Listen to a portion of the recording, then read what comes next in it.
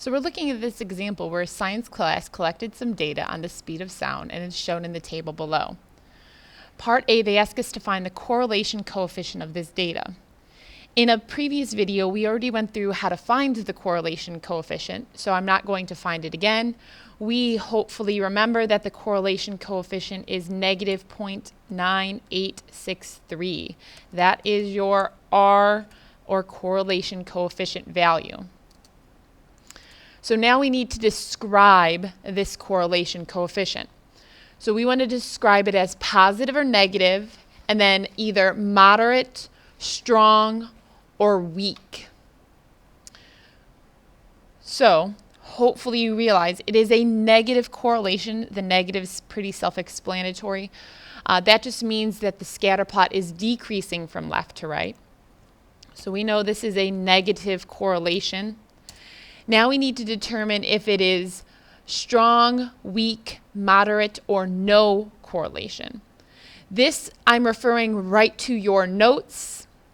If the correlation coefficient is near 0, there is little or no correlation. Correlation coefficients with an absolute value greater than 0.75 are strong correlations.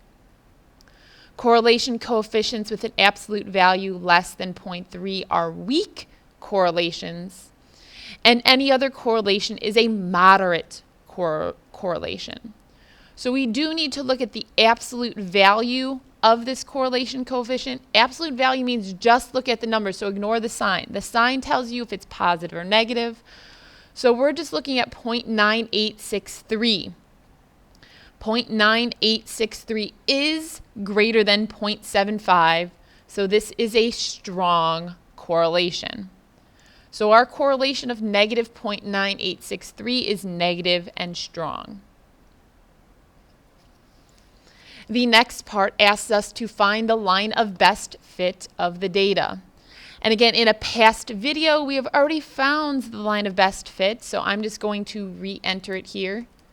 The frequency is equal to negative 1,570.483 times the length plus 735.052. Again, that was found in a past video. Go back and watch the other videos if you need to know how to find that.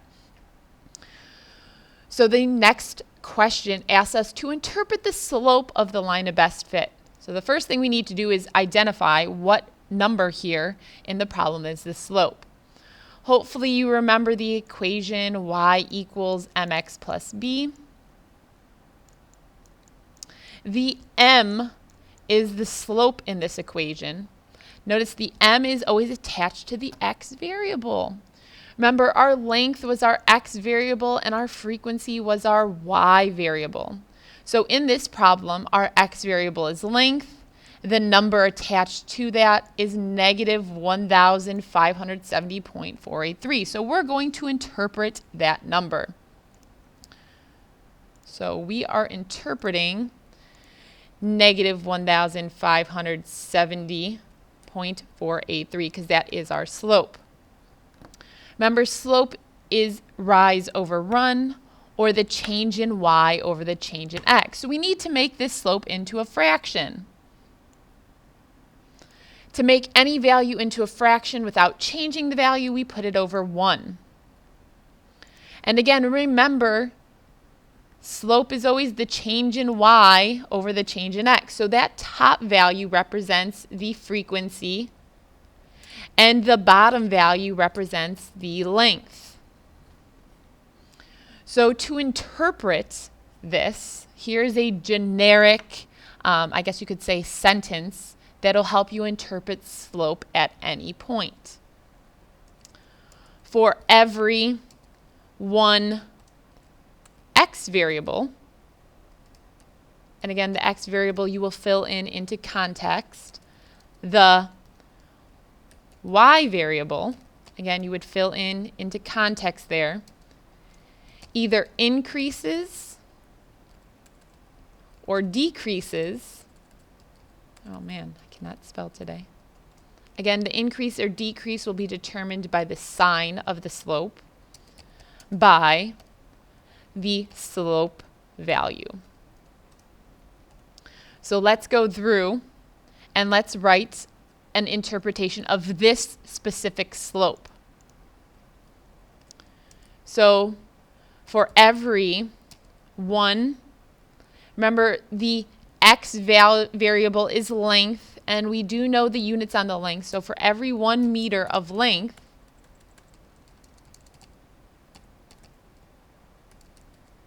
the y variable is frequency, either increases or decreases. Again, we determine if it's increasing or decreasing by the sign in front of that slope. It is a negative, so negative is decreasing. And then the slope itself is 1,570.483. So to interpret the slope of negative 1,570.483, I can say for every 1 meter of length, the frequency will decrease by 1,750.483. So if I have interpreted my slope, the next question is interpreting the y-intercept. So I'm just going to hopefully copy. Ooh, that is not what I wanted to do. Hopefully you remember the line of best fit was frequency equals negative 1,570.483 times the length plus 735.052. And hopefully you remember the equation of a line, y equals mx plus b. So the b is representing the y-intercept in that slope-intercept form. So our y-intercept for this line of best fit is 735.052. And we need to interpret that value. So we're interpreting 735.052. Hopefully you remember the y-intercept happens when the x value is 0. So again, here's a generic sentence that you can fill in when interpreting the y-intercept. When the x variable, man, I cannot spell today, is 0, the y variable is, and then whatever your y-intercept is, that is identified from your line of best fit. This again will just tell us what this 735.052 means in context of the problem. So let's interpret that 735.052 number in context of this problem. So again, I'm following the generic sentence. When the x variable, hopefully you remember the x variable is the length. When the length is 0 meters, the y variable again is frequency, is the y-intercept. And we know our y-intercept is 735.052. So that's what this 735.052 means. When the length is 0, that is going to be your frequency. That is like your starting point in the collection of data. All right, so we go to the next part, part F. If the length is 0.271, what is the frequency? So we are using the line of best fit that we have found to go through and find that frequency. So we know length, remember, is the x value, and frequency is the y value. All we're going to do here is plug in the length to find the frequency. So frequency equals negative 1,570.483 times my length, which is given as 0.271, plus the 735.052. This is where you type it into a calculator to determine what the frequency is.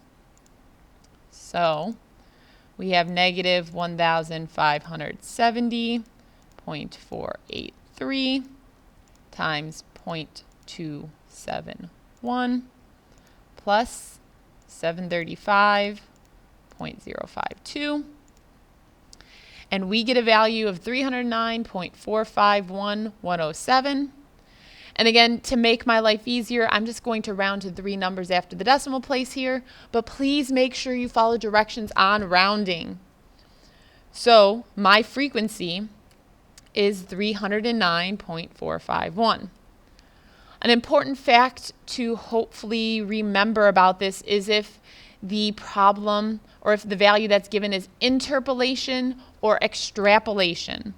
So 0.271 appears to fall within this data set because the highest value is 0.318 and our lowest value is 0.154. So this is an accurate prediction because that 0.271 falls within the data values. So what about part G? If they give us the length of 0.385, they want us to find the frequency. We're going to do a very similar thing here. We are going to, come on.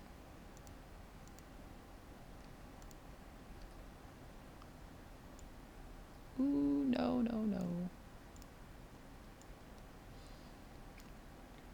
I am just going to plug in the 0.385 for the x value of length to find that frequency or the y. Again, when I go through and calculate this, I will get, according to my calculator, again, I'll let you type it in, 130.416.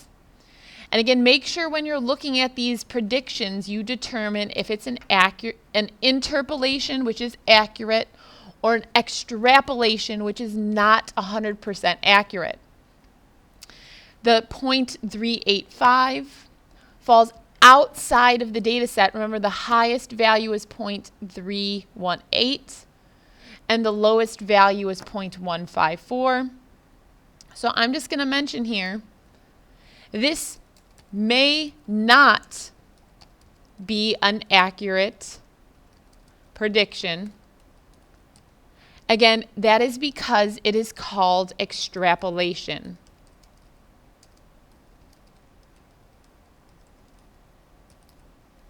Extrapolating means you're just looking at a data value outside of the original data value set. I mean, it's still a prediction, but it may not be an accurate prediction. All right, and the last part, part H here, is this line of best fit meaningful? And we need to explain. So we go through, we remember the line of best fit is given there, and then I don't know why this correlation coefficient is not typed in correctly. Our correlation coefficient was negative 0.9863. How to determine if the line of best fit is meaningful is you want to look at the R squared value. That R squared value will help you determine if the line of best fit is meaningful. So remember, we know our R was negative 0.9863. We're going to square that to find the R squared.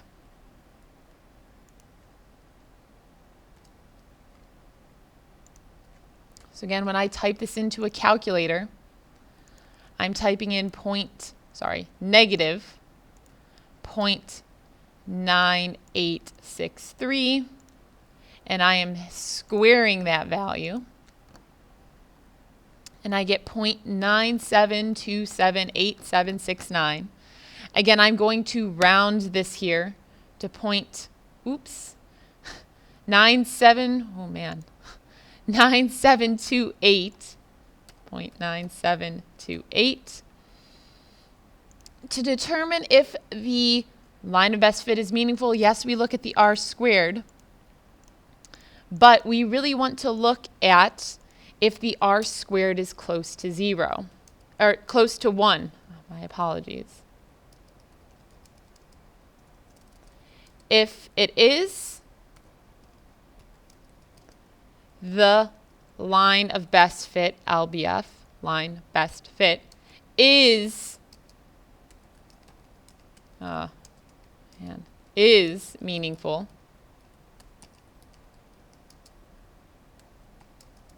If not, the line of best fit, LBF, is not meaningful. So we know our r squared was 0.9728, which is close to 1.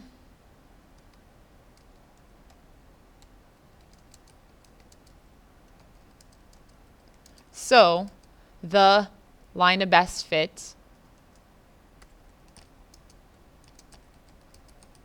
is meaningful. Again, if you're getting a 0.723, that's not very close to 1, so it's not as meaningful. If you're getting a 0.024, that's definitely not close to 1, so it is not meaningful.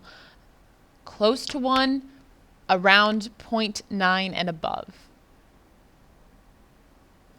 Good luck on doing your homework, and if you have any questions, please stop down and see me.